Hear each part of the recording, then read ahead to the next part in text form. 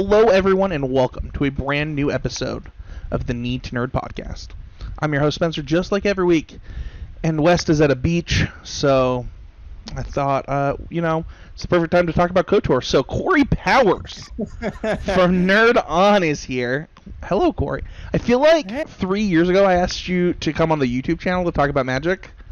Yes, yeah, and both of our schedules were so. I mean, both have other people in our lives that we spend a lot of time with, and so, it just didn't work out. But now we've got it. We nailed it. We finally got here. Also, when is it not a good time to talk about KOTOR? Whether he's at the beach or not. It's funny. I think that my love for Star Wars is like one of my defining characteristics for people. I don't have them up right now because I just moved, but like I usually have like a Kylo Ren poster, hard like wood poster, and a Deku display up. Solid. And Nice. but like I looked at my video game collection not that long ago, and I had 13 Star Wars games that were hard copies, and 12 other games for Xbox. Getting your nerd on, Exactly. What you gotta do. So, Corey, before we do talk about KOTOR, which I think that it'll be hard to get us to shut up about, I want to talk about you. Yeah. It's true, right? It's gonna be difficult, yeah. So obviously we had Tom on. I think like a month ago. I can't remember because I moved, but yeah, something like that. For his so we do these our Need to Nerd episodes that basically cover these things that are huge parts of our nerddom. I think you guys really on in your guys' podcast did your, what's it called, Tree of Nerddoms or? Yes, the Tree of Nerddom. Yeah, what was the seed that planted, that grew into your Tree of Nerddom was I think it was our first episode actually. Was it? Yeah. And we all, Tom was, I think he was Digimon and all that kind of stuff and 80s action flicks. But I think for me it was like Halo and KOTOR this game. So yeah, man. So talk to me about Nerd On really quick. Like or talk to the listeners. I mean, obviously, it is my favorite podcast to listen to. That's very nice of you. I'm serious. Like, you guys just crush it. I really enjoy it, and I love the way that you guys do the That means a lot coming from you. You're someone who I've really grown to love on your social media presence, and touch on this lightly, but definitely there was a lot of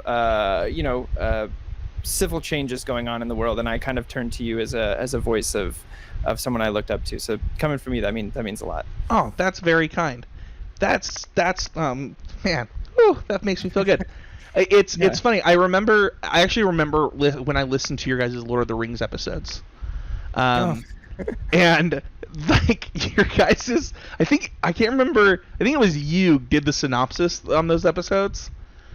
Yeah, and that was back when we didn't actually used to read it. I used to just come up with them. Yeah, and that it was so funny because you were told to do it quickly, and at the end I was like, that was 7 minutes, and you were like, well, it's a long freaking film. It's 4.5 hours, man. Like, jeez. You know what that stemmed from is if you go back and listen to our Hush episode, I think Tom and I do a brief synopsis that lasts like 27 minutes. Like, we do a play-by-play of the whole comic. And I remember after that episode, we're like, we can't do that anymore. That gave us 30 minutes to talk about the whole thing. So yeah, man, it was, getting Lord of the Rings down to 7 minutes is not an easy task. I think that I was successful in that, if I may defend myself. Dude, I literally wanted to watch Lord of the Rings when you got done. So. Oh, that's the goal. But to answer your question, Nerd On, real briefly, it was just a group of us who found passion in a lot of different things and wanted to create a space where we could celebrate those things no matter what level of information we had on them. Like, if you're just getting into Halo now if Infinite is your doorway into Halo, you are welcome alongside someone like me who's been playing it since day one, or Josh, who is just getting into anime, is just as welcome in this space to talk about it as someone like Tom, who's been watching it his whole life. So that was the goal. can we just say that My Hero is like the perfect anime to get into anime for? What It really is. what a perfect time for him to get into anime. We did an entire anime day where Tom prepared the first episode of, I think, 8 or 9 different shows to show Josh and the other members at the time. And I think I got to throw in like Yu Yu Hakusho and Kenshin were like my contributions to that. But I remember looking at Josh when My Hero was playing, and I was like, "Oh, this is it. I can see it. This is going to be the one." Very cool. Yeah, it's great. How can really quick, because I actually didn't ask Tom this. Like, how did you, Tom, Ollie, and Josh know each other? Well, we call it the fruit stand. We all worked together. Oh, got it. I'm not. You were all geniuses. We all worked at Apple together. Tom was sales. I was a creative, so I taught classes, and Ollie and Josh were geniuses. Yeah. So all different. That's actually how I met Tom, and we started Storyboard first. Was through Apple. I met everyone except Mikey. That's in PAs is from Apple. That's dope. And when I should know this because I literally listened to your entire backlog when I discovered your podcast. But like, when did you guys bring Caitlin along? She's been just so much fun to have on the show. Oh, she's a powerhouse. She's a total powerhouse. She actually was in our season finale of PAs, so episode 10. And then we wanted to have a larger online presence, and we brought her in for a meeting as a writer, and then somehow by the end of that meeting, she was a member of the hosting board. So that's awesome. To say we hit it off quick is no small thing. If you were to, by the way, actually, let me rewind. That's actually one of the things that you said. Something that is one of the reasons that I really love the show. Growing up, I think a lot of nerds felt gatekeeped from their own nerddom in a lot of ways. Sure. Like, I loved anime. Like, my favorites were Rurouni Kenshin, Yu Yu Hakusho. Yes, the Toonami. Yeah, and like, I don't know, like we just got made fun of. I was a big Pokemon nerd, Digimon. Mm-hmm. That was just the stuff that I was into, and we got pushed down and gatekept. I don't know how to say that, by other people.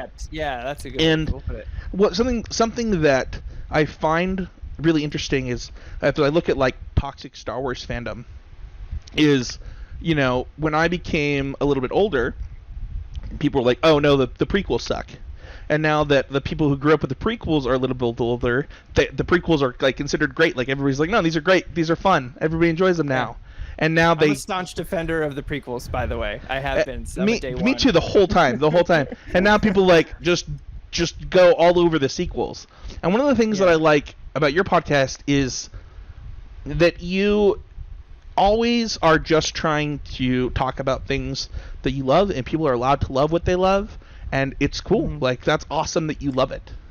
Yeah, and it's, we try really hard, and I wouldn't say, there's been a lot of learning along the way, and I don't think we've been totally perfect on it, but we try our hardest to achieve our discussions around art. And look, movies and art, it's really hard to make. It's really, really hard to make. And if you make it, like, you've made it a lot further than a lot of people. And so no matter what we approach, we try to always bring merit to the table, like acknowledge the merits of whatever it is. So even if it's a show or a TV show or movie that maybe I didn't fall in love with the same way that maybe Tom did or Caitlin did or Josh did, my goal is to, along with qualms, bring in this is what I think they did really well. I loved this. I think this is their successes. And I don't think there's any reason to just like dump on something, man, because there is someone out there who's going to love it. And I think that you owe it to not only that fandom, but the art itself to acknowledge those successes. And for what it's worth, your podcast has had a lot of growth. I was telling Tom while he was on the show, I was like, I don't know how to say this on this show. I was just telling him, like, dude, you've grown a lot, just as a person doing Nerd On, and like you like have changed. You went from being my least favorite host on the show, Tom, to being just somebody that I look forward to your excitement. Yeah. And like I told him, I was like, dude, you grew so much, and I just love the energy you bring now. And I think that we all have it's funny because like I did 300 plus episodes of a Magic the Gathering podcast, and like it's the same thing. Like when you put out this much content, like you change as a person during doing these things. 100%. And so if people like look back, I mean, you say like, you know, we're not perfect, but like none of us are. Yeah. We all have things that we probably posted to social media that we regret and stuff like that. Oh man, I can't even tell you what it's going to be like in 20 years or something like that when my kids are old enough to be like, Dad, you posted this? And I was like, oh my God, I did. But yeah, it is, you know, because you're especially with stuff like what you do with the Magic the Gathering podcast, where you're really analyzing something and looking at it. What we do with film and TV, like a part of you is also being analyzed and looked at constantly. And, you know, you're having revelations week after week about not only yourself, but what you're covering, which also teaches you about yourself in the long run. And, you know, I'm pretty thankful to have the group we have, especially now with like Josh, Kaylin, and Tom being able to like lay it out on the table and hear these different points of views. And I think we've all grown quite a bit, and it's nice that you say that, because it's hard to see it while you're inside of it. You know, it's just like when you look in the mirror one day and you're like, oh my God, how did I get here? I totally didn't realize it happening day by day. So it is a wonderful side effect of having this podcast. 300 episodes. We're only at 200, so 300, man. Wow, that's a lot. That's a lot. You'll be there in 2 years. So that podcast is still going. I still own it. I just don't. I just had to stop us. Hey man, you got to protect yourself. I mean, we have a kind of a no questions asked policy at Nerd On, where, you know, I think even last night, just to be not to date the episode or anything, but last night we had a stream with where we were all supposed to be on, and I had some stuff come up where I was like, hey guys, I'm just not gonna. You got to protect your mental health, and you got to protect yourself from that stuff. And there's really, that's a whole nother conversation of being able to talk about that kind of stuff. But we try to adopt that the best we can. I do think that you talked about kind of the cast that you guys have right now, and I just want to say that it's really impressive that you guys do that show with 4 people. Like, I have done podcasts with that many people before, and I am like almost strictly a 2-person guy right now. Like, I'll invite a 3rd person on, but it is hard. It is hard. You know, it took a lot of tweaking and a lot of meetings where we had to be like, guys, we did a 2-hour episode. We can't keep talking in circles. I mean, we adopted a 2-qualm policy for a couple reasons. For one, we didn't want the negative part of our show to be just as long as the analytical or positive part of our show. But 2, it was also it prevents us from repeating each other's, you know, same qualms. It prevents us from going down a rabbit hole. And keeping the conversation on topic. It's difficult, man. When we were 5, it was difficult. Now it seems 4 is like a breeze. But I admire 2 people podcasts. There's been a couple times where Tom and I have done our own. We did Us. We covered Us by ourselves, and then the latter half of season 2 of Mandalorian, which was our Star Wars show, was just me and him. And there's kind of a beauty to that as well. And I'm glad I get that taste every once in a while, but I could definitely see myself being more of a 2-person, if we didn't have the cast we did, being a 2-person podcast for sure. So check out Nerd On. By the way, I tried to boost your guys' content, the episode I did with Tom, and like pay for some Google ad, right? And the exclamation point makes it not allowed. Oh, what a pitfall. Well, I gotta let Josh know about that. Just so you know. Josh know. That's terrible. Well, I appreciate that. It's very kind of you. Corey, I wasn't gonna let you jump on without talking about your favorite MTG deck. I gotta know. Favorite MTG deck. Yes. Magic the Gathering is a passion of yours. You get your friends into it. What I try to. What's your favorite deck of all time? Of all time? Yeah. Oh man. Well, I have my favorite deck of all time was Caw-Blade. I had a Venser Caw-Blade deck back in the day, Scars of Mirrodin, that was Stoneforge Mystic, Venser, bouncing swords in and out.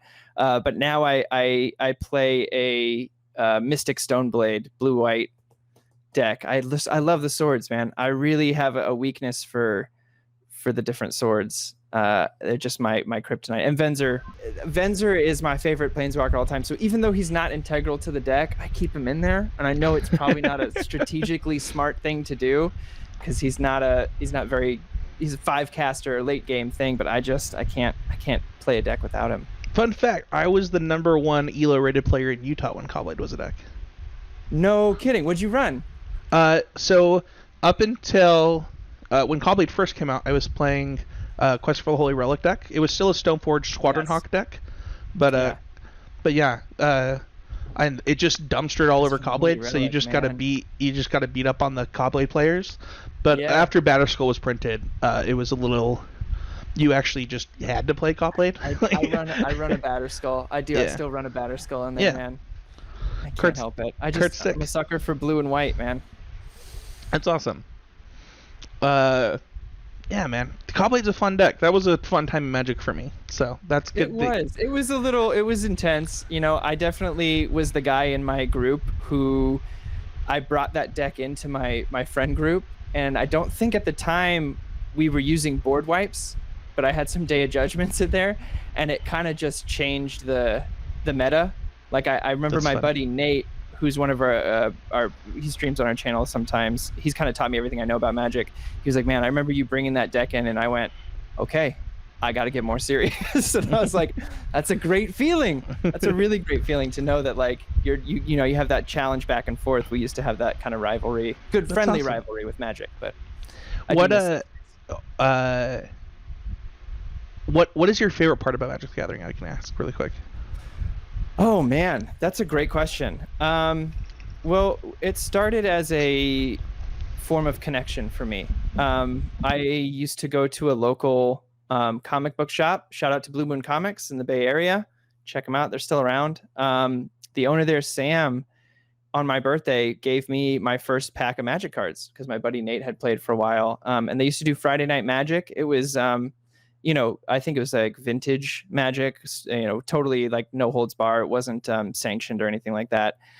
And it just was this like, I got to go every week. And like you said, we kind of grew up at a time where you kind of got poo-pooed on for being a nerd a little bit. And it was just this place where you could really let go and be yourself and just get into the total, like, you know, the math of it all and the combos and the strategy. And just like, I just remember having more fun even losing games while I was there than I did, you know, at home or out at social events. So that's what drew me in. And then to this day, it's just like, I think it's the best, at least for me, the best feeling strategy game I've probably ever played. Like I even still to this day love losing to crazy combos. Like I just think it's the coolest thing that I can play this game for so long and still see stuff I've never seen before. That's awesome, dude. Great question. It is. I often call it the best game ever made. We're going to talk about one of the other best games ever made in just a second. Yes, we are. Before we do, don't forget to check out the Discord. Check out the Patreon. The Discord, if you like memes, if you like KOTOR, I'm going to probably be talking about this episode in there. But yeah, check out the Discord. We give out credit to Magic the Gathering Online to see yourself some cards every month. Oh, yeah. If you post deck lists that you do well with on Arena or on MTGO. So check it out. All right, this is the Nerd Fact of the Week, and this one I actually didn't know. You know what? You sent me this note just to break the illusion here. You sent me the note a day. I read this a couple days ago, and I was like, I didn't know this. Did you do it? Did you go and do it? I just started. So I started a new game with Tom. Tom has never played it before, and we're streaming it every Thursday. And I'm just kind of there as a counselor. And I'm gonna make sure he does this for sure. Okay, so 100%. Here's the nerd fact. So I'm sure that I did this at one point, but I don't remember it.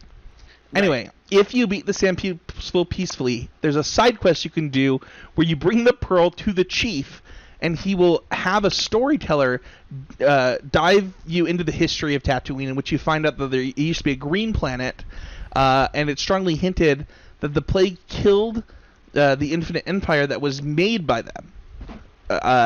Anyway, the planet turned to glass as punishment, and more importantly, if you kill the storyteller, you get a unique... I don't know how to say this stick, by the way. Yeah, that's actually pretty good.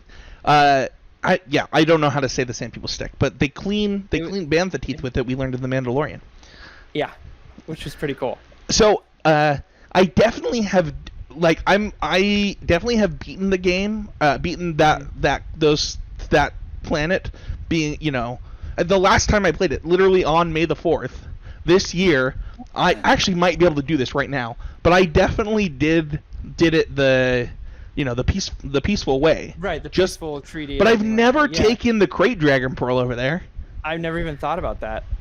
You know what? I may have back in the day. Like, I was a big, like, when I would beat a game, I would like, all right, my next playthrough, I'm going to, I don't know if you remember this, but cheatcc.com, and I would like look up all the strategy guides and stuff. And as I'd play through, I'd pause it and I'd go quickly look it up and be like, all right, I got to do this at this choice. And I'm sure it must have worked its way through once or twice. But the cool thing about this nerd fact, the cool thing about this nerd fact is I just didn't know that Tatooine was not always a desert planet.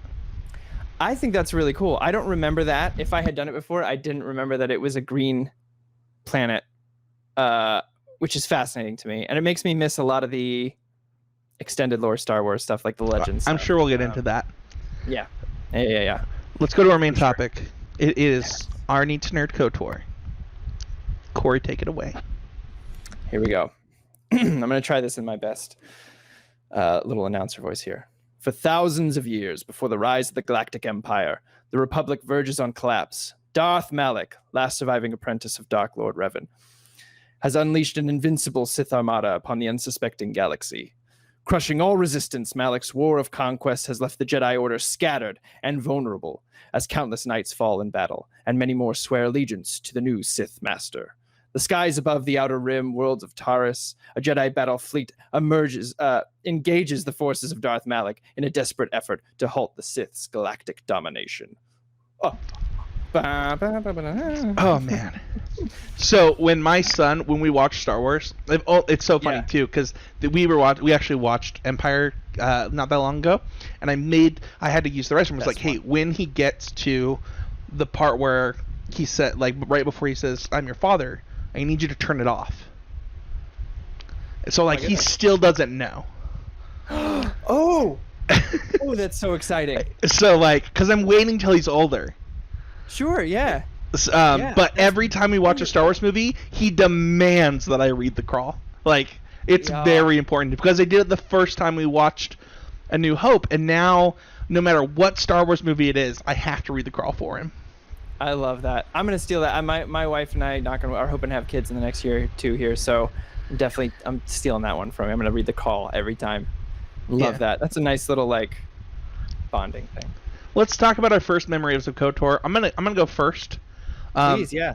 Because I actually remember hearing about this game so vividly. I had these two friends. Their names were Adam and Jake. Actually, fun fact. They were grandkids of my next door neighbors.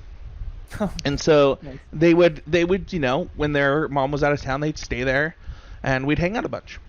And one day, they came over and was like, dude, I haven't seen you guys in a while. What have you guys been up to? And they're like, oh man, we're playing this new game called Star Wars Knights of the Old Republic. Have you heard of it? And I had never heard of it. I also don't know that it was that new. But I was like, no, and they were telling me about it. And we had an Xbox, and I went to Blockbuster. We were getting a movie, and I saw Sith Lords, and I was like, this looks cool. I want to play this.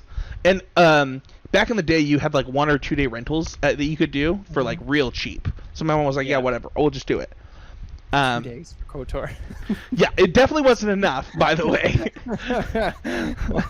But I fell in love. I was like, this is so cool, and immediately like did chores to buy the first one.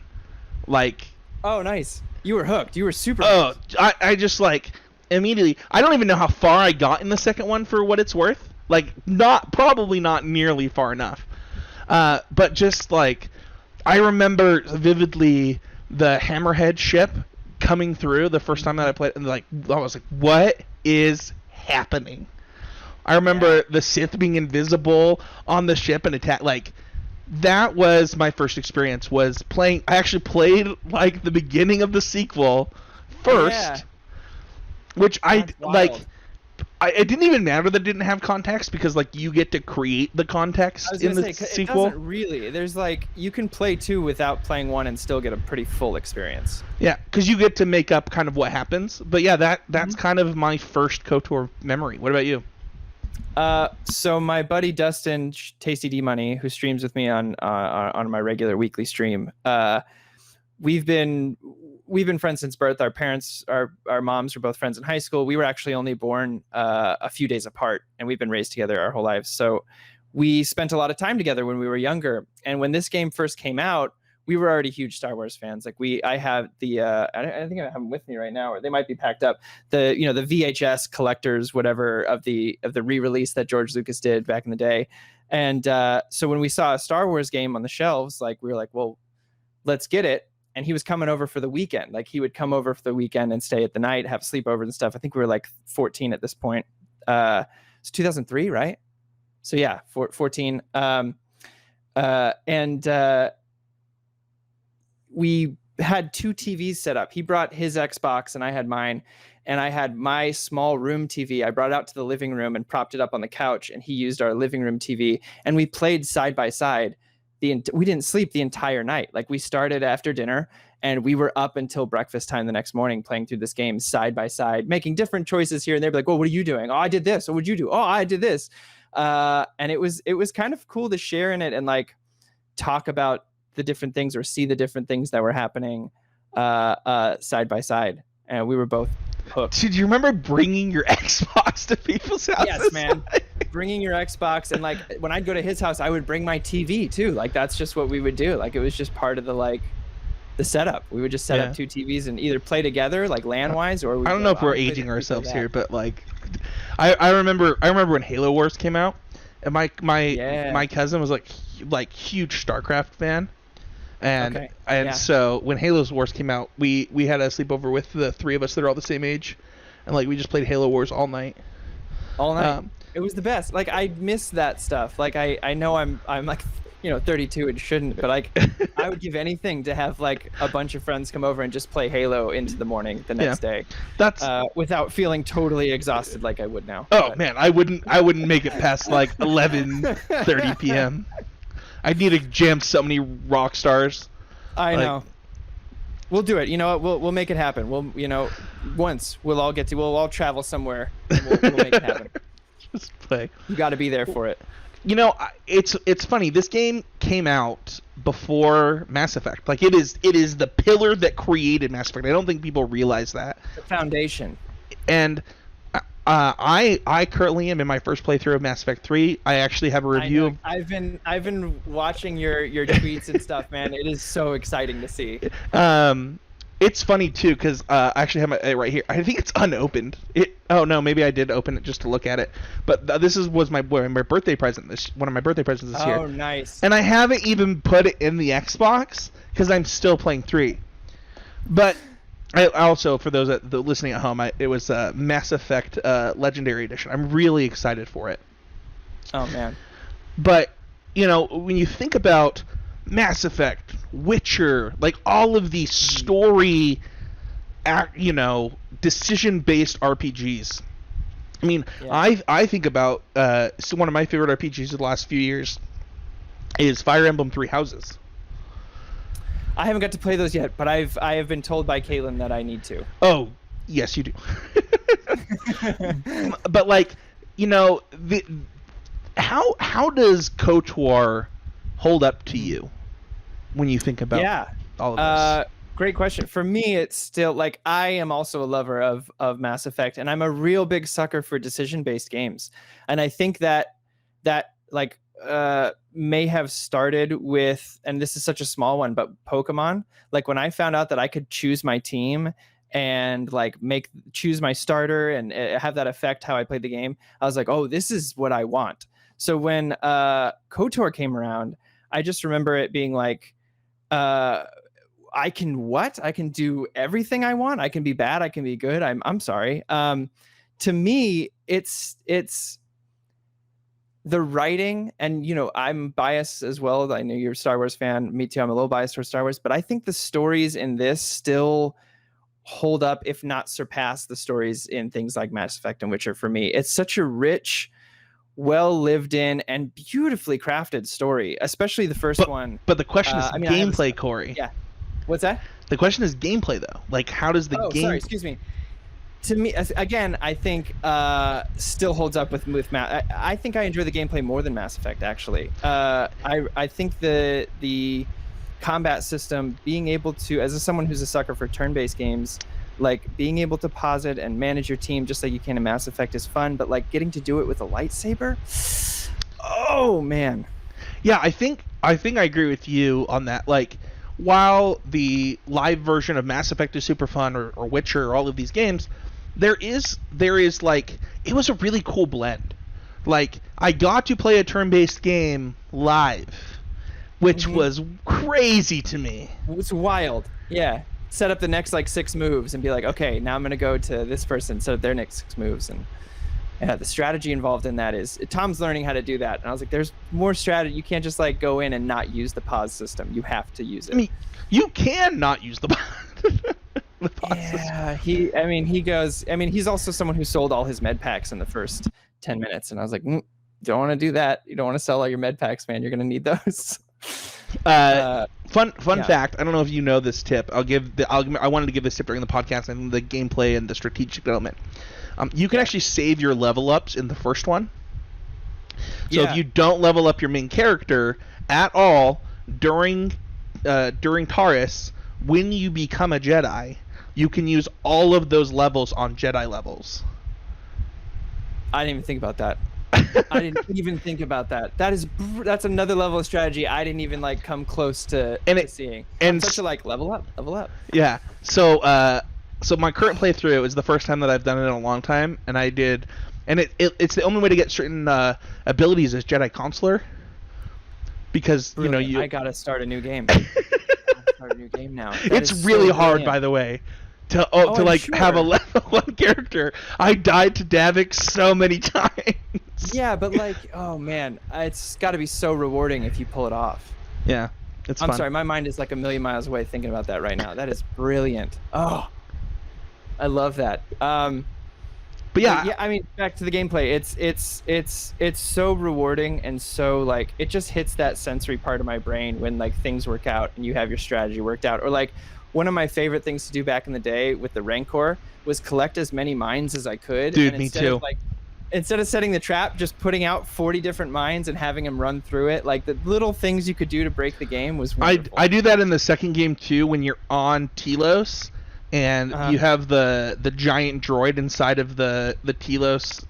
I did the exact. I'm like, I'm not fighting this thing. Like, no, man. Like, let it run through 30 different mines. I'll get more later. It's fine. Yeah, I'm the same.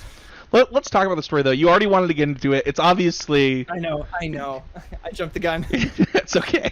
I think that for this, we can separate the games if we want. We can put them all together. We can put however you want to do this for you, Corey.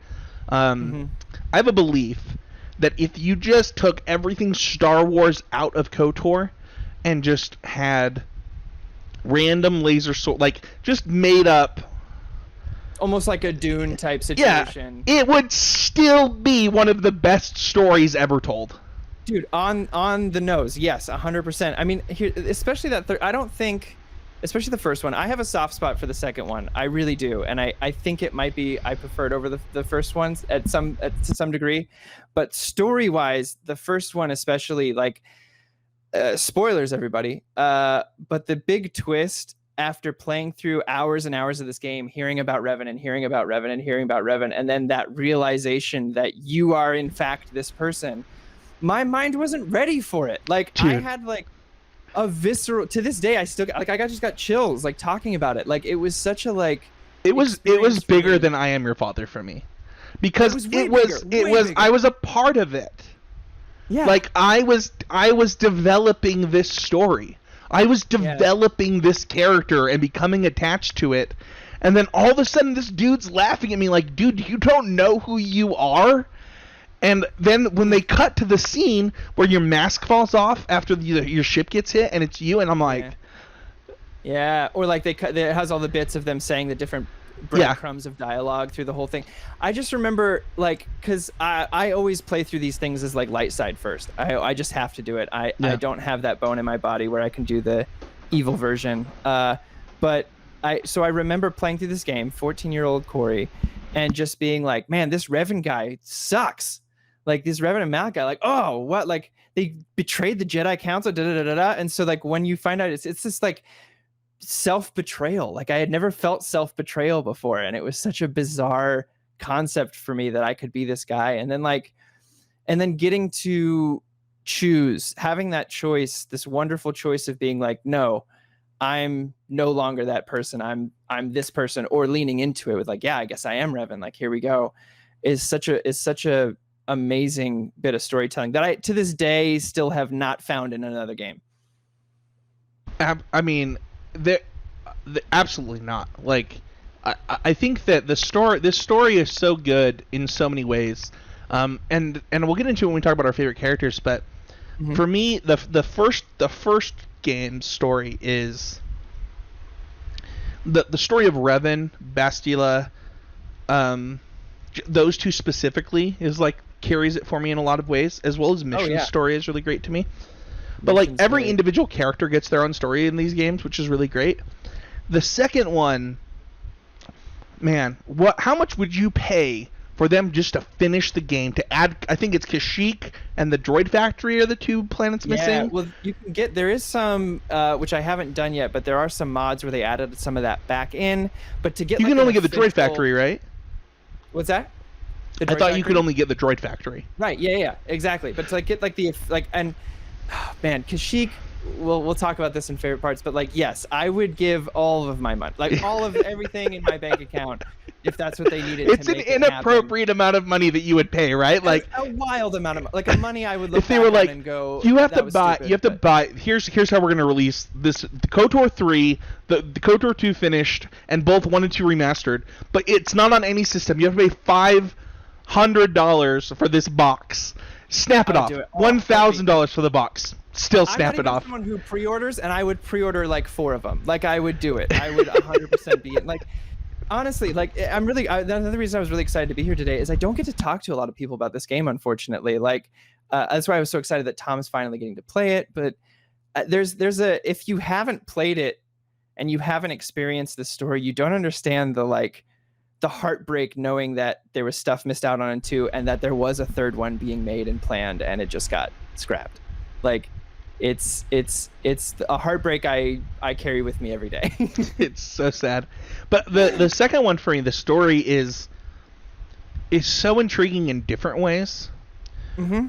Because Kreia is so interesting in the way she deceives you or not I don't even know that she's deceiving you. It's not that she deceives you. She just puppet masters the whole thing, and she's not like really hiding it all that much. Of course, you get to see the scenes where she talks to people behind your back, like the big one with Mandalore, where she's like, you need to protect him, like that kind of thing. Like I get that, but she's very I don't know if you're familiar with like Machiavellian in her characteristic, which is just kind of like success at all costs. And it was very mind-blowing to me to see kind of this villain that I also really enjoyed seeing, and her dialogue is probably some of the best dialogue in the entire series. The way it's written, it's beautifully penned. Oh, all of the best quotes in the whole series are hers.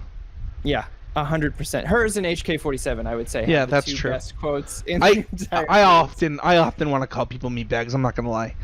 Why? Yeah, why not? Why not? But the second one has so much intrigue to me because you go from this place where you feel like you've saved the galaxy, and then, depending on how you played it, to Revan did save the galaxy, but it didn't matter. And also, who was right? Was the council right? Was like who's right in these situations? Yeah. And the second one is a philosophical question that I still don't know the answer to, and the first one's a great story. Yes. Yeah, which is like, I think series should be doing that, right? Like I often use this phrase in our podcast about movies, and I was like, this is the Empire movie where you get to play, right? So with the first one, you establish, and like, oh boy, did they establish with KOTOR 1. That, and probably the best way I've ever seen. But now you're getting to challenge those ideas and challenge your audience, like you do in Empire Strikes Back. Like you get that, like, okay, he's his dad. So what does that actually mean in this? Is he pure evil? Is it this? Is it that? And I think you have a really great point. Oh, keep going. No, I think you just had a really great point where it's like, yeah, it's more philosophical, and it challenges the audience more so. And to bring it to Star Wars for what it's worth, and the questions being asked here, when you think about the way that Obi-Wan talks about Anakin in A New Hope, when you think of, like, when you even think about the way that Yoda talks, like, it is very clear that they believed Anakin was good. Yes. Yeah. Not just good, but like a friend, like loving, brother. Like it, like, so I mean, it's crushing. And I think that when you look at the fact that this person that's supposed to be the savior of the galaxy disappeared all of a sudden, and then it turned to ruin between KOTOR 1 and 2, like, you're like, what happened? I know, and like, I guess that was supposed to be one of the endings in 2, is you get that, like, I'm off to go find Revan, but it is bizarre in that sense, where it's almost heartbreaking to come back to this game and see that, like, all this good you did, it didn't matter in the end, because we didn't really have the answers we were looking for, and it wasn't Revan wasn't this MacGuffin in a sense that we thought he was. And I mean, this is kind of the reason too, almost surpasses 1 for me as a love of mine, for a couple different reasons, a few mechanical reasons, but like the fact that the entire time I'm playing 2, no matter how many times I've played it, I can't really tell if what I'm doing is right or wrong, where it's a little more black and white in the first one, the choices you make. In this one, I'm like, am I doing the right thing with this? Am I doing the wrong thing? Like, I mean, even like the shadow generator, right? Like, do you activate that thing? Yeah, and is it mass shadow generator? What is it called? I think that's right. Mass shadow generator, the thing that wiped out everybody in the wars and stuff. Yeah, it's stuff like that. Like, it definitely matured with the audience, and it's no longer, begging the questions between, oh, well, this farmer has a dispute with this farmer that you have to resolve, and I mean, obviously KOTOR 1 gets a little more adult at the end with Bastila and stuff like that, but this one really, like, right off the bat is asking you the tough questions of, like, morality, and maybe that's where I'll kind of throw this, is that I think KOTOR 2 challenges morality more so than 1 does. So I haven't even gotten out of the caves in the MMO, but you have. I have. And to be honest, I am playing through it now and finishing the story for the first time, because I've had it since it came out, and it's just one of those things where I would get to a certain point and fall off, get to a certain point and fall off. And it's cool. I'll be honest, it's cool as a KOTOR fan, like, getting to live in that world. It's cool in the sense of it's all we got. Yeah. You know what I mean? But I enjoy, they play with a little bit. I'm still working through the storyline, but obviously they have some Revan and Malak stuff. It's just, it doesn't have that same craftsmanship that these games do, story-wise. And in an MMO setting, it kind of, I want to choose my words carefully here. It removes some of the emotional connection burden that you have with the first 2, right? Because it's all on you in those 2 games, KOTOR 1 and 2, and it just, much like Mass Effect, it's on you and your team to do these things, and your choices are what affects everything. In KOTOR, the MMO, you can do these dungeons over and over again and see different choices play out, and it takes away from that permanence. And if that makes any sense. Did you read Revan? I did not. No. Wait, you haven't read Revan? No, I haven't. It's actually written by the guy that wrote the game. Oh, well then. He also wrote the Darth Bane trilogy. I don't know if you've read those. Okay. I haven't read a whole lot of Star Wars in the last.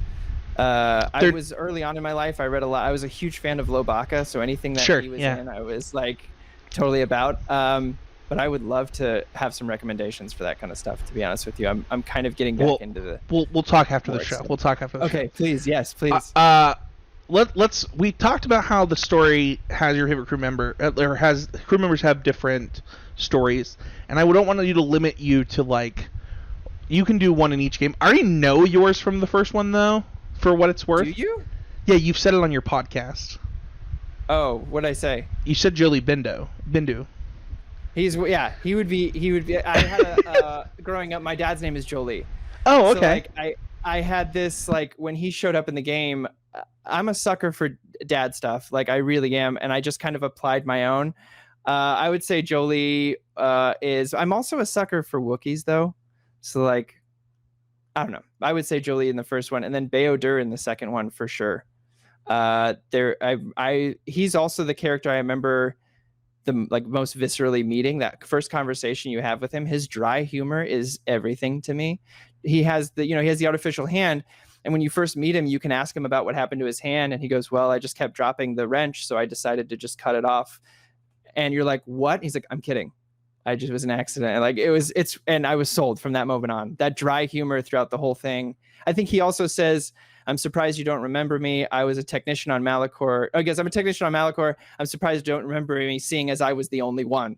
And you're like, oh shit, this guy's got some wit. I love it. He actually has a bit in that game where between him and oh my gosh, I can't remember the droid's name. Is it T8? What, T3? T3. His little quip with T3 is so funny to me. What is it? Which one is it? He's just like, you haven't been updated in like months, and T3's like screaming like, don't touch me. Yeah. That's right. He's like, I'm just trying to help you, and T3's like, get away from me. It's so funny to me. That's a good one.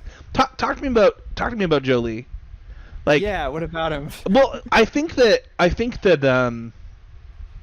it's funny because like you love the second one because morality, right? And if there's a character that questions the morality of anything in the first game, it's Jolie. Yeah. Well, like I also love.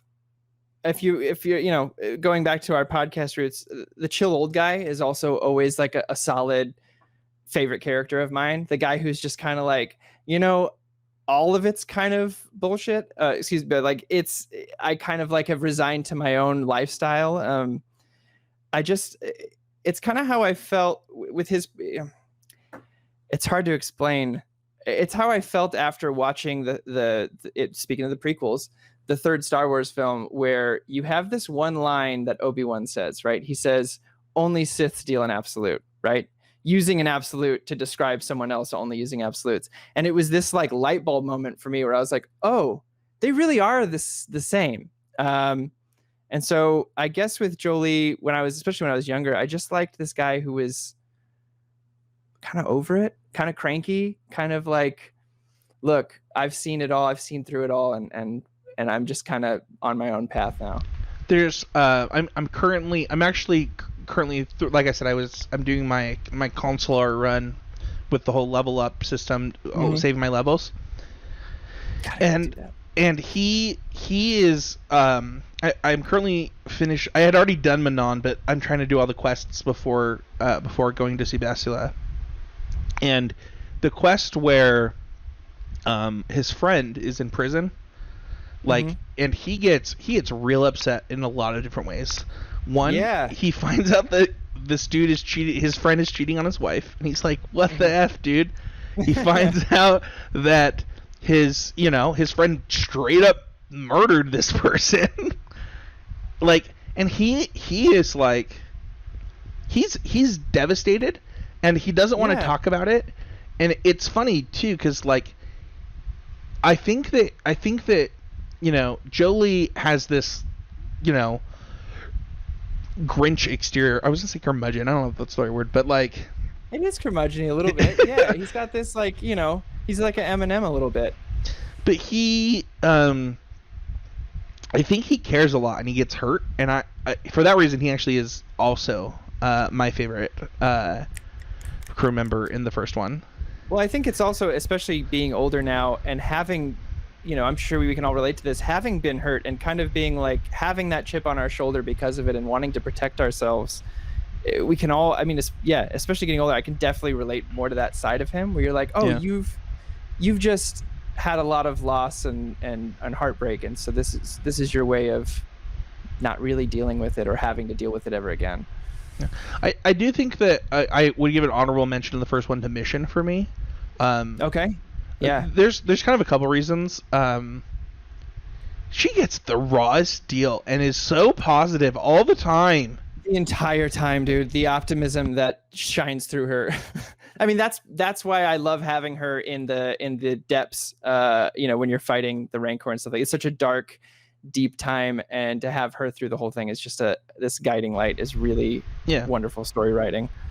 But yeah, tell me like what is it about, if I may ask a question? Yeah. What was like kind of the if there was a defining moment for you to have your shout out for Mission as a character? Probably dealing with her brother's betrayal, and like you have a couple ways you can take that, but I feel like all of them are her.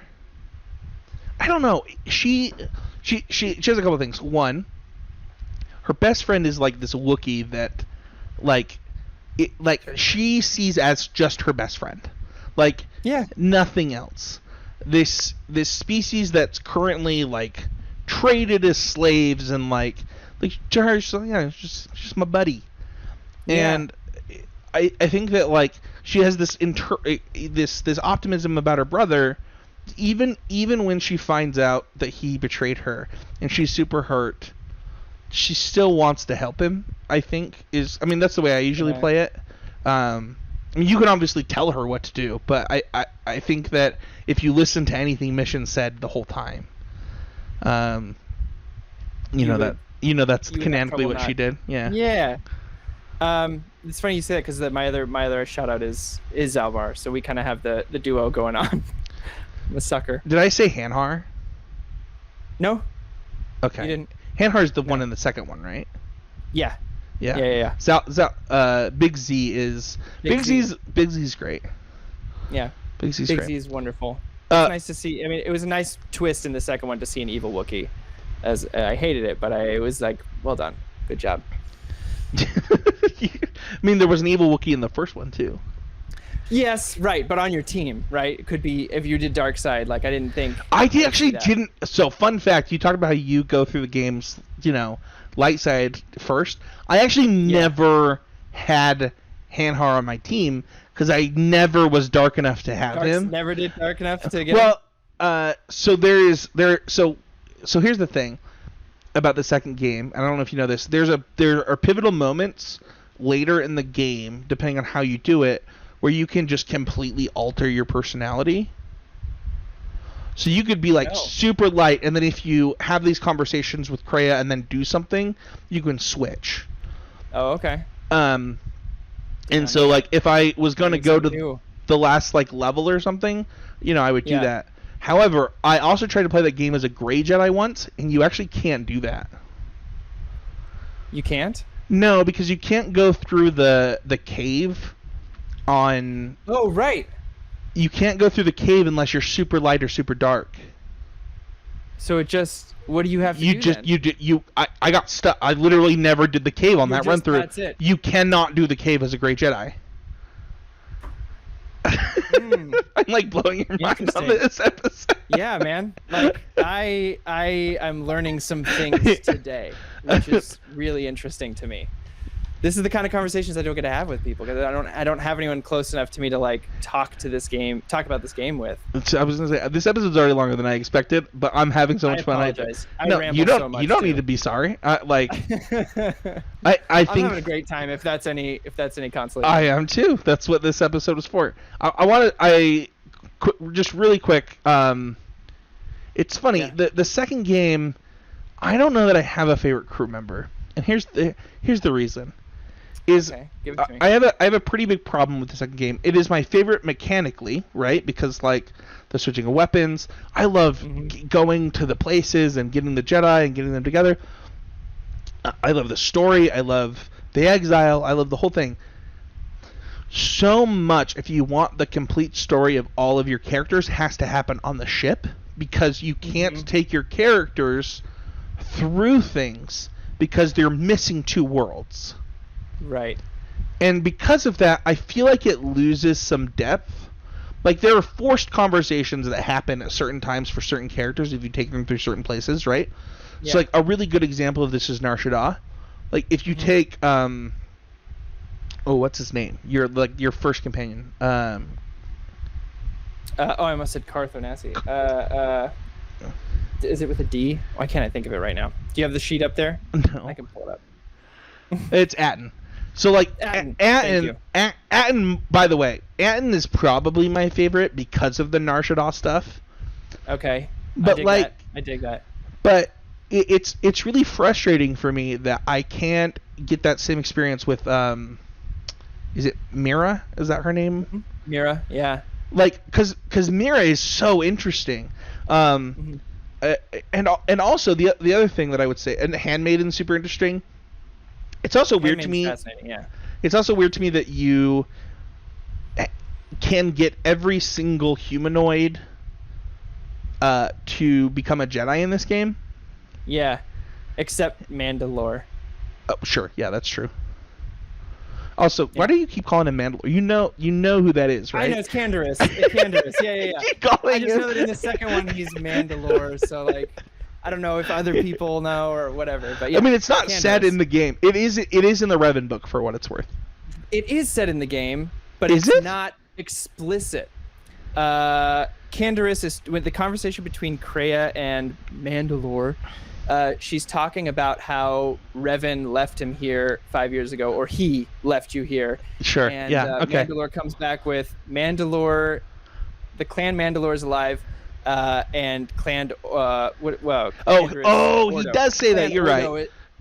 Clan Ordo lives as well. So it's not said, but it's the same voice actor, like heavy-handed. Yeah. Also, what am I talking about? Kreia is my favorite in this. It feels cheating to say Kreia though. Like, it feels weird to say Kreia. Yeah, I get you, because it's like she is a companion, but she's so much more than a companion in this game, because she's also the antagonist in a sense. You know, it's funny too. We talked about like our first memories, and I remember that forced connection, like when she gets her hand chopped off. And the first, like, I was a very sheltered child. I don't know about you, Corey, but like her hand getting chopped off and her talking about like it going into molten, like that was graphic to me as a child. I was just like, what is happening? Yeah, I can agree with that. I was like, this is, except my reaction was just like, this is cool as hell. This is exactly what I want. Do you have a favorite storyline? I do. You know, I'm really glad you put this in here, because it made me go back and like really think, and it's definitely the circa Kashyyyk Chundar freeing them from slavery on Kashyyyk is like such a, first of all, you get to go to Kashyyyk, which is arguably one of my favorite planets in the game. It's beautiful, but also just getting to learn more about like the Wookiee lifestyle, and man, I hated Chundar so much. But it felt like that was one of the cool things that I felt within those games really had an impact, that I was changing something in the system, in the planetary system. Really made me feel like when I was leaving that place that I did something big and good, and it felt, I think it was like the first time I really felt successful on changing something big. Yeah, I think that when I was younger, that was also my favorite storyline. Probably for the same reason. Like I said, I'm the same way. Like, I'm very light side. I actually don't know that I've done. I think my Renegade score is like 5 right now on on Mass Effect 3. Yeah. I haven't. You know what? I haven't done too many Renegades on Mass Effect. For some reason, was even harder to do. Maybe because I haven't played it quite as much. But I don't think I've finished a Renegade playthrough. Yeah. But like, for me, in the first game, Bastila's relationship with her family is like kind of heart-wrenching for me. It really is. Oh man, I might tear up. Like I have a weird relationship with my mom, where Yeah.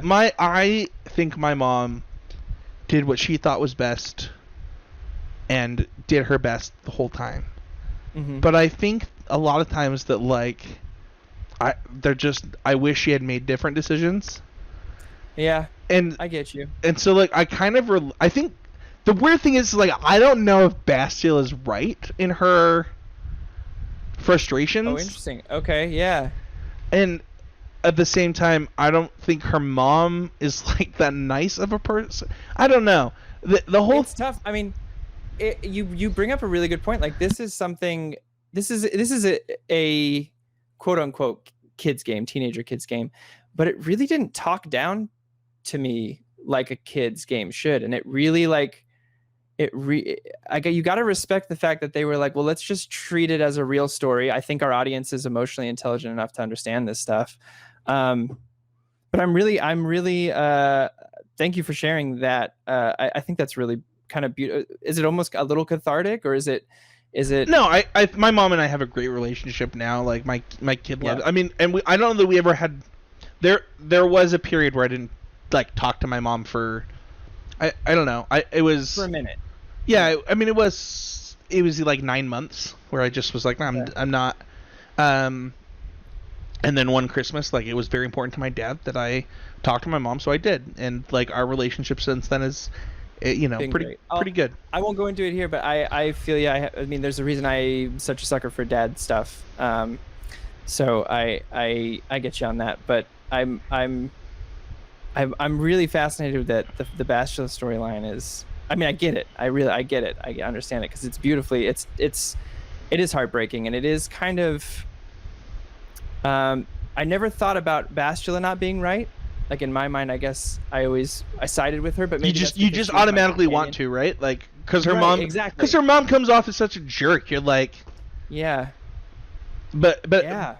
But when you, I don't know, maybe it's because I have kids now. Like you guys did the Goofy movie on your podcast, by the way. Top 5, one of my favorite movies. Great movie. And like as a child, I was like, why can't you just let Max have a summer? But as a dad, I'm like, why can't you just go on this stupid trip with your kid, Max? 100%, man. 100%. And I feel the same way about Bachelor's mom. Like when I did my last playthrough, and she's like, I did what I thought was like, what do you want from me as your mom? Like you're always like this to me. What do you want? Like, what do you want from me? And I'm like, oh my gosh, I'm gonna cry.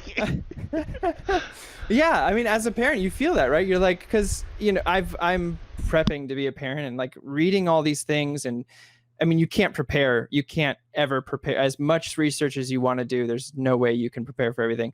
But I'm just kind of learning that like my mom was a single mom too, and I was just like, these things we used to do were just out of necessity because it was the best that she had at the time. Or same with my dad. It was just like they didn't know anything else. It was what it was. And it's when you're a kid, it's that same thing, right? Exactly. Like as a kid, when you're younger, you side with Bastille, but the more you learn about parenting, I mean, you're in it. So like I'm preaching to the choir, but like you're learning like, oh, they were doing their best. They really were. They were really trying. Yeah. And it's hard to see that. And then in the second one, Atten's story it's kind of hard to like. Yeah. Yeah, I think that I'm a very empathetic person, and like sympathetic, and I naturally think the best of people. And Atten's story is really interesting to me because I don't know that he ever got the chance to do that. I'm having trouble recalling what his. He was the Jedi assassin. He was. Oh right, yes, okay, yeah. And like he talks about why he believes the Jedi were bad and evil, and like, it's. But then he's getting to know you. And then he like questions himself and like questions goodness, and I don't know. I found his internal conflict really interesting.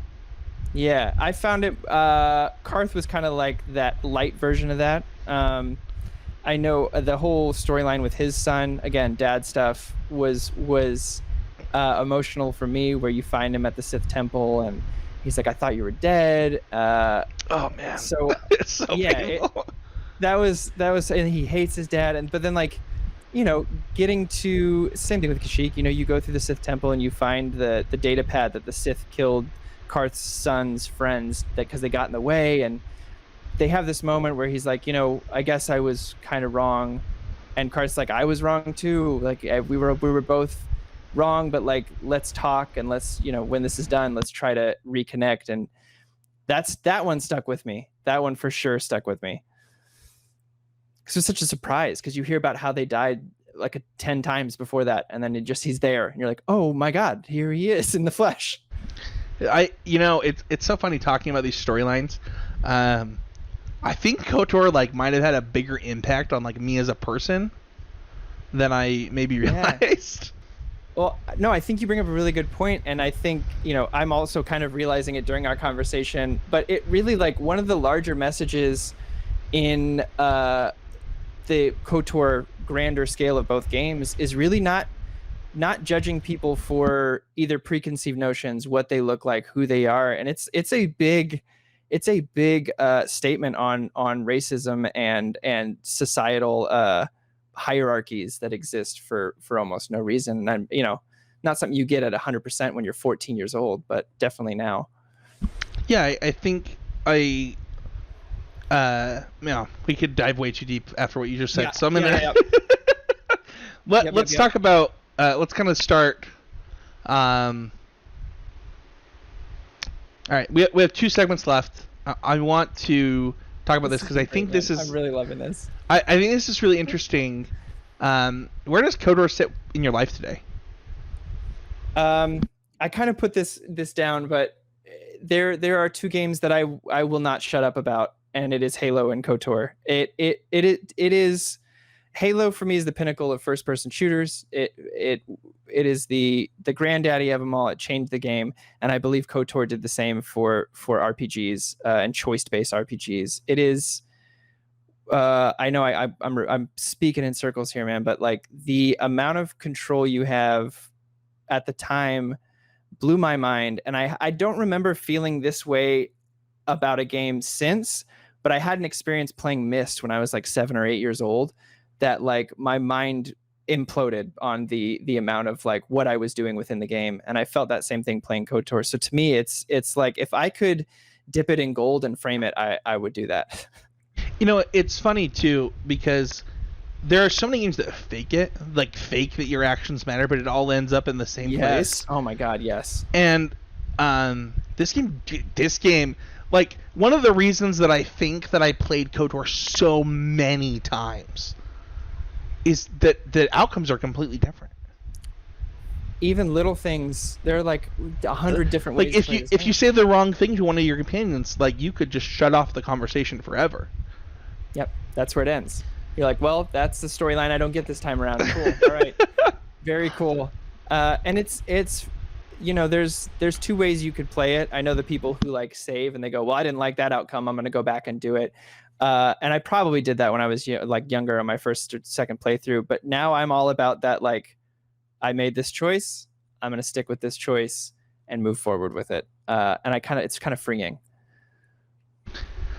For me, I try to do a playthrough about every year. It's getting harder as I got a kid and I'm older and I'm doing out these projects and stuff. They're not quick games, my man. They are. Well, it's hard too because like. I'm playing the Mass Effect series. I also just have so many RPGs started right now. Sure, yeah. One of the nice things about KOTOR for me, though, I'm a really anxious person, and KOTOR is like one where when I'm having a really, really bad day of anxiety, I can really escape into these games. Like, yeah, there's a comfort to them. They're like just completely remove myself from everything else and just be Revan for a minute, be the exile for a minute, and just make decisions that impact things, but like know that I'm doing good or know that I'm doing bad. And yeah, I don't know. It's these games are really special to me. I mean, I agree with. I think that's a wonderful way to put it. Like it is. It's this little. And even more so than the setting of the original trilogy, where it's a little more steampunky, a little more broken down, and it's just a beautiful game too. Like the way the world was in the Old Republic time is a very they did this wonderful mix of old with cutting edge in a just a wonderful way.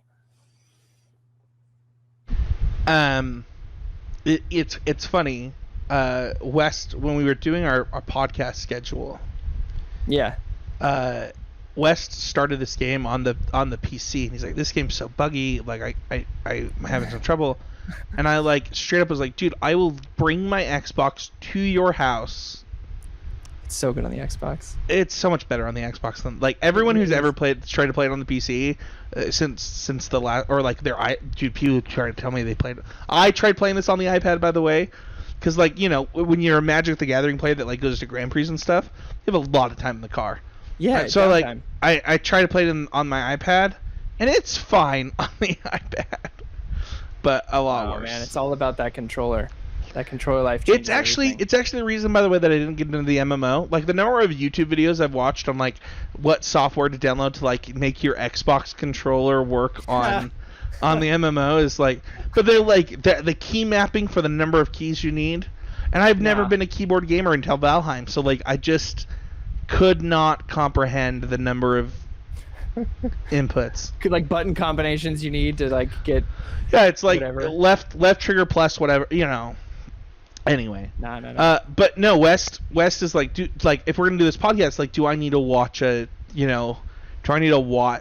like a playthrough? Because like I don't know that I'll finish it in time. And he was going to the beach this week, and I was like, no, just go to the beach, because it's really important to me that if we ever talk about this game, that you have played through it. Oh my god. Yeah. Like, don't rush it. Experience it. Enjoy it. Because it's not a game you want to like get through. And I love Tom with all my heart. I really do. He's one of my best friends of all time. But he is like a guy who skips dialogue, and I'm like, that's the game, man. That is, you gotta stop. You gotta stop doing that. You gotta slow down. He's like, okay, all right. So we're a few hours in now, and he's finally hooked up. The thing is I was that person as a kid too. Yeah. Like as a kid, I was totally that guy. I'm a reader now though, which is kind of weird. Yeah. Like I'll read like I'll turn on subs so that I can read it if I'm trying to get through, depending on the voice acting. Like if the voice acting is good, it's different. But it's fine. I definitely told West like he's not allowed to listen to this episode. He's not allowed to.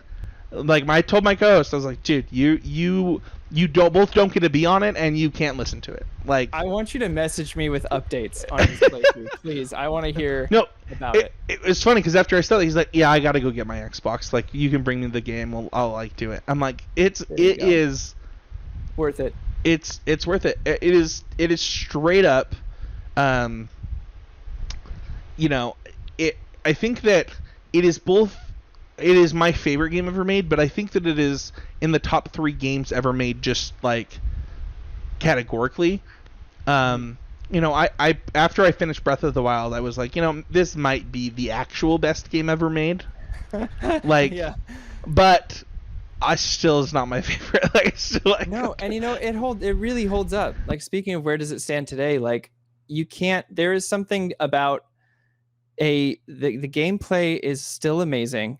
And the story's amazing. The graphics don't bother me. Like I know it's 18-year-old graphics and no lip flaps are matching or whatever. But like, if you got story and you got gameplay, man, I've literally never noticed that. And if you just broke the glass on that for me, I'm gonna be so mad at you. Have you seen that episode of How I Met Your Mother? Do you know what I'm talking about? It's an episode where they're talking about breaking the glass, where you say something about something and then it clicks for the other person, and then if you just broke the glass on this for me, I will be mad at you for so long. It won't. I promise it won't, because I am very aware of it. I'm like, whatever. I don't care. The acting's there, the story's there. I want to wrap this up with, what do you want from a remake? And I want to go first. I don't want to wrap it up. I'm having fun. I know, it's so fun. No. That's what I said. We could talk about this for like way too long. Yeah. We'll come back. We'll come back once your co-host finishes, and we'll talk. I want to hear about it. In a remake, all I would love is a graphical overhaul and to add the stuff back to 2 that was taken out. Like, I don't want to change the fight mechanics. I don't want to change any of the voice acting storylines. Like, don't, please leave the combat as is. Maybe fix the bugs for PC, and that'd be it. Like, leave the combat, leave the acting, leave the story. Just give me a graphics overhaul and add that stuff back into. I would be so mad if they changed the voice acting. I would actually be like physically upset. I'd be sick. I do disagree with you. Okay, sure. But only on one thing. Yeah. I would love like an HD 4K version of this game. I think that would be insane. Oh, that's what I mean, by the way. That's what I mean by the graphic overhaul. Yeah, like, give me all I the agree. Graphics, remake the game. But I also would Yeah. love the combat. I think that if you want to capture a new audience, it's got to have a little bit different combat. And I think that if you just took... It's hard in a lot of different ways. Because, like, there are things that Mass Effect does that I'm like, man, I wish that I could just play as this character for a minute. And obviously you can't do that. And that sucks. But I think that if you just still allowed you to switch their characters, but had kind of the live-action Mass Effect combat with a mix of the lightsaber... the lightsaber combat in a few different games has gotten really good. Like, I don't know if you played Jedi Fallen Order. I have, yes. That is the most rewarding lightsaber experience I've had in my And life. like, if they just like did the fusion dance together between Mass Effect and that game for combat, it's hard, right? Because it's like, I don't know, like there's something about like just like pressing X to like shoot bolts back, like just having an ability for blaster defection is not that interesting to me anymore. I dig it. Be more active with that. Yeah. I think if they could do that, you know what I've talked about with Tom too. He's like, well, what if they did this kind of thing that you're like, kind of what you're talking about? What if they updated a little bit? I was like, I would love kind of what they did for Halo 1, where you had the option to play the old graphics. Like, what if I could choose what combat system I wanted? Dude, have you played Dragon Quest 11? Quest 11. No, I haven't played. Wait. It's the one with Hero from that's the newest Smash. one, right? I don't know if it's the... Yeah. I think. So there's if you buy the full game, and by the way, there's a review of just straight up the demo on this YouTube channel if you're watching on YouTube. Like Yes, the I have demo played is Dragon Quest 11. the demo is the first 10 hours of the game. Like just straight up for free. The demo? You can play the first 10 hours of the game for free. And but anyway, the point I was going to make with Dragon Quest was that you can switch it to can switch it to 2D. Yeah. I agree. Like, if I had a remake and I could just straight up switch to an HD 4K version of that game, or play with like a new combat system, but dude, if they changed the voice acting, I would legitimately be mad, especially there would because be fires in the streets. There would be riot. It would be crazy. It'd be chaos. No way. Also, I would pay any amount of money. Like, I'll give you $1,000 if you complete 2, do 1, and do 3. That's 1,000. For just 1 and 2, 500 right now. Well, there was a freelance company, like not freelance company, but a independent company that was remaking KOTOR 1 brick by brick for free, to release for free. I think it was called like Aperion or something like that, and they got like 2-3 years in, and Lucas shut it down, unfortunately. But it was cool. You can still see Obsidian says they'll do it.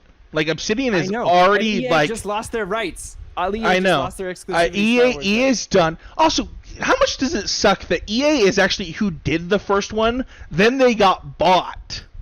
Yeah. It's a totally different EA now, though. I mean, that EA was the stuff that still brought me some of my favorite games.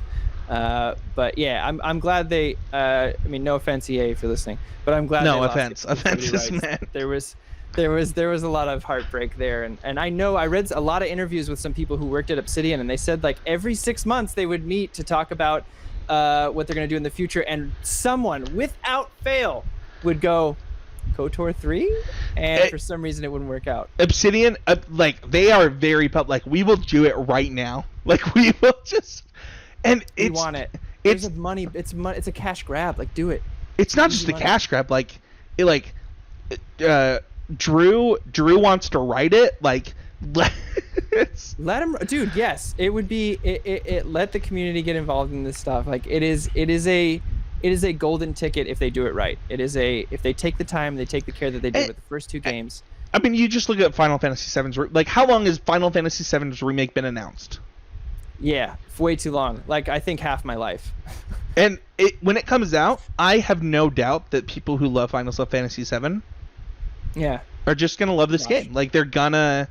The care it was taken. It's funny too, because like when they announced, when DICE announced Battlefront and Battlefront 2 for the Xbox, I was like, so hyped. I was like, this is gonna be so amazing. And I literally have never seen anything ruined more in my entire life. Yeah, man. Yeah. And so the fact it's hard to talk about that. The fact that Obsidian is so clearly, you know what? Give EA credit though. Fallen Order is like actually one of the best games I've ever played. True. Yeah. You know what? Yeah. Good point. It is. Like just straight up the best Star Wars game maybe since KOTOR. Just I'll back that up. That's including like Republic Commando, which I think is great. I also feel like that was also like they had to do that. They did. Their backs were against the wall. They like, we have to make a really good Star Wars game and basically do everything the fans have said they've wanted for the last 15 years because we have not. And they got in trouble for shutting down. Visceral was making a solo Star Wars game, a single player that they even had a preview for. It looked gorgeous, and so then EA was like, "We got." Is that the 6969 game? What is? Oh, no. This was even more recent. It was. I think it was going to be like a smuggler, like you play as a bounty hunter smuggler type game. It wasn't the origin of Boba Fett, which was the 1313, I think, or something. Oh man, I like 6969 better. It's more memey. Whatever. Same numbers times 3, whatever.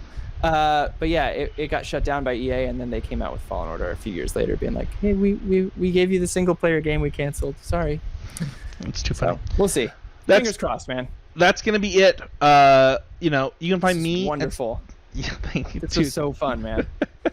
You can find me at Spencer13H. Corey, where can people find you?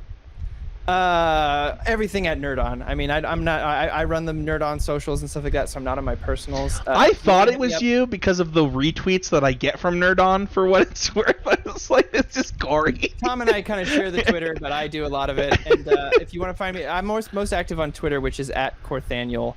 Yeah. Dude, and your guys' Discord is popping. Can you plug that for a second? Oh yeah, nerdon.tv/Discord. It's free to join, and then we have some hidden ones for patrons only. So it is a lot of fun. It was one of those things that when we first thought of it, I was like, okay, I'm already running all the socials. Here's another thing I got to keep up with. But it is an absolute joy. Like it really is. This podcast is actually shorter than I expected. If you're watching on YouTube, please like and subscribe. If you're listening, hit that follow, hit that subscribe button, leave a review. Reviews, Corey, you can go off about this too if you want, but like the way to get into people's algorithm on Apple Podcasts, reviews. On Spotify, on all those things, leave a review. Like, it is worth, like, you could donate $100 a month to me on Patreon, and it is worth less than probably a single review on those platforms. I would. Yeah. It's the bread and butter. It is the key to the door that is called success, and it is the reviews. Yeah. If you somehow listened to this point of the podcast and haven't played KOTOR, please do it. Like, we also ruined the whole thing for you. We did, but there's also 100 different ways to play it than the ones we talked about. It's true, and we only talked about like 7 of the. I mean, every single one of these characters has amazing storyline.